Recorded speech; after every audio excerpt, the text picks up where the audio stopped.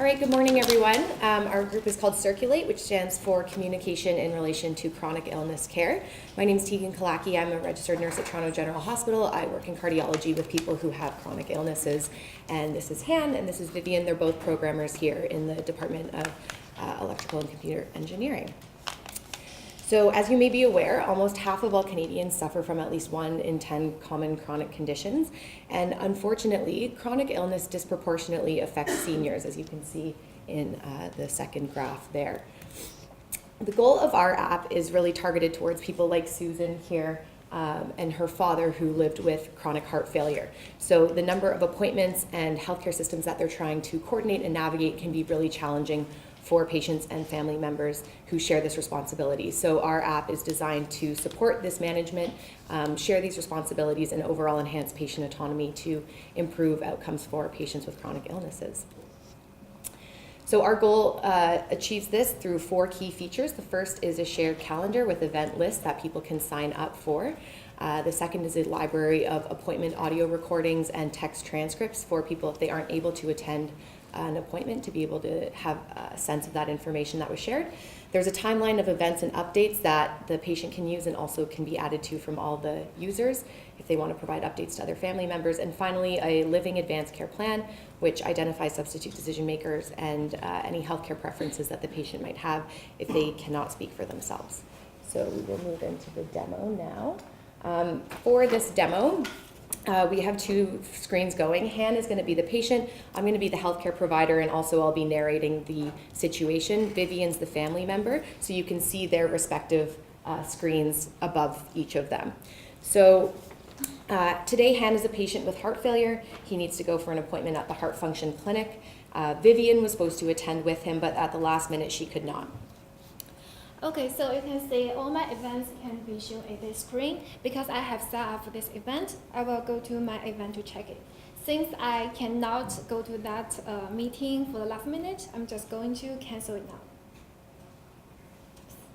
Okay, so now if you can look at my screen, there is a little button here that says it's about notification. If I click in, it says that she won't come for the appointment. So if I go to all events, it will now show that no one has assigned it.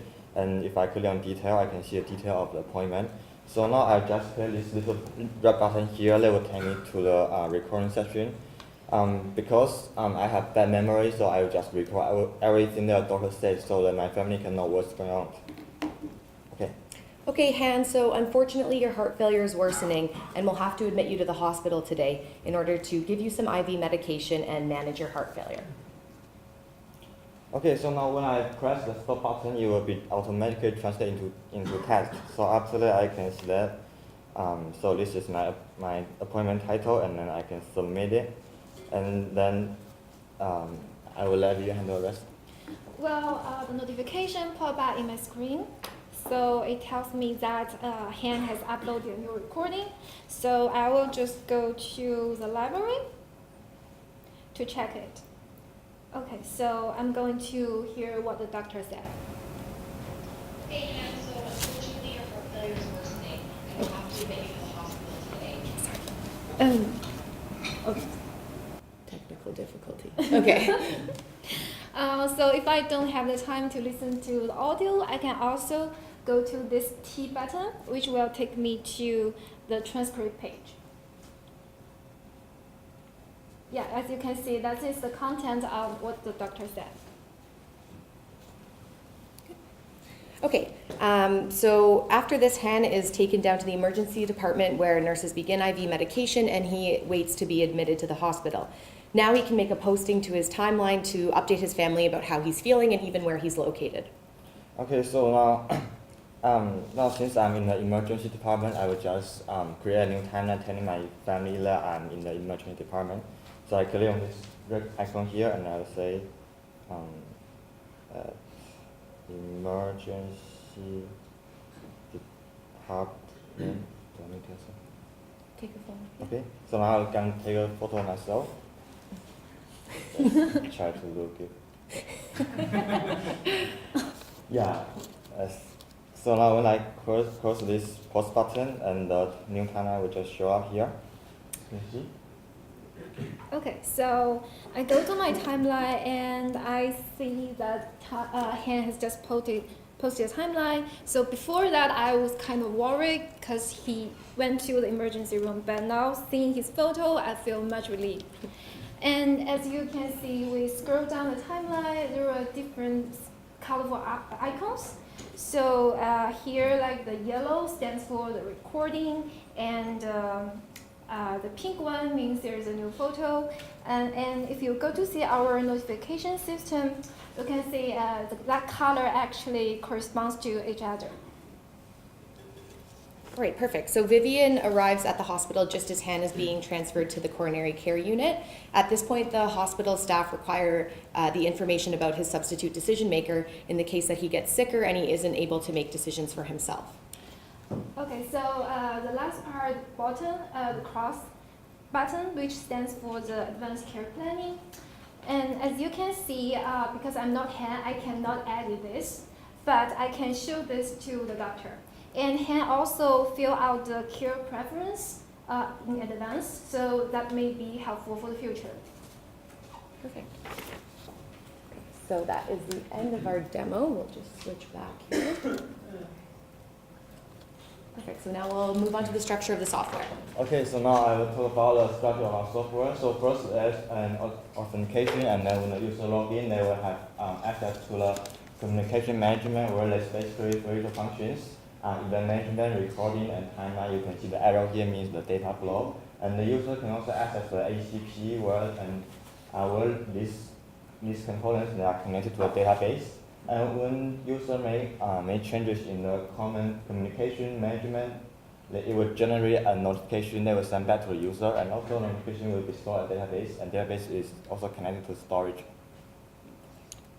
Okay, so for the future work, we have 4 following ways to work later. So the first, we want to sync our calendar with the Google Calendar to make the calendar function more powerful. And the second one is that we will further develop the advanced care planning feature. The third is that we want to add one more portal system. For example, it can allow the import of healthcare records or allow the healthcare providers to access system to provide updates. And finally, we will make our UI, to look more beautiful and attractive. Okay, so just to wrap up with some key learnings and reflections from our group, it did take some time at the beginning for us to actually land on the app concept. So me especially had to be open to changing ideas and thinking about what was feasible and most useful for our target audience. I think it would have been helpful for me as a specialist to really paint a detailed picture of the target audience and how the app would be used in daily life for the programmers, because I found this coming up a lot as a way to communicate why certain things needed to be designed a specific way. The spiral framework was really useful for us because it kept us on track for the timelines as we divided the project into smaller chunks and really encouraged our progress. And we had weekly meetings and frequent communication, which I think allowed us to be successful in this work. That's everything. Thank you very much.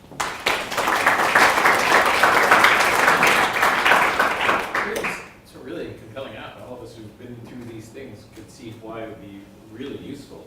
And it's nicely laid out, nice notifications, and nice display of our demo of it. Thank you. Just have a few questions. Any sense of whether medical professionals are okay with you slapping down a recorder in front of them? Yeah, so that's for sure the number one thing I'm expecting pushback with. This has started to happen actually, and there are a couple organizations that have started to make policies around this because people are either doing it out in the open or they're discreetly recording. And so there has been a little bit of information on the groups that protect physicians and nurses about being aware and maybe being proactive about developing a policy around that. It definitely is something that I think people aren't used to yet, but maybe they're becoming more used to. So. Makes tons of sense because you usually forget half. Oh, totally. And we're writing things on scraps of paper for people, and it's, yeah. And it can be done easily now without your app. So, Totally. And just a sort of obvious other, it's kind of a legal question, the advanced care plan. Just a piece of, it's a screen. It's a legal thing to Yeah. have someone do that. Do you have any sense of how an app convey its? Yeah, essential so that rights? kind of speaks to some of our further developments. This was a really kind of starting point for that piece of it because could grow a lot. Ideally, we'd like to be able to upload documents, like pictures of the legal documents, so that With a if signature. someone has the power of attorney for personal care, there is a substitute decision maker hierarchy that if someone doesn't have the legal documents, it automatically goes through that process. So. If somebody shows up with a piece of paper, does that get accepted? Yeah, I mean, and that's also hard because you don't always know that it's the most recent version of that document and all that type of thing. So, and honestly, sometimes we're just using the person who's at the bedside to make those decisions and not even checking. So it is better than sometimes the baseline of what happens, but it's for sure not fully legal. The other piece of the care preferences is more helpful in terms of helping the family as a whole understand what's important to the patient and think through how they might make decisions going forward. Okay, that's a deep set of things you'd have to look at. Yeah, no, it's, yeah, and so ideally we'd like to be able to maybe make some recordings or videos as part of this as well, so, yeah. Because, you know, the whole notion unlocks all kinds of other important questions that everyone has to face. That's great. Great. I'm gonna make some stuff next presentation. Okay. Meeting. Very good. Yeah, we've had time, so we'll just say thank you. Okay, thanks. Thank you.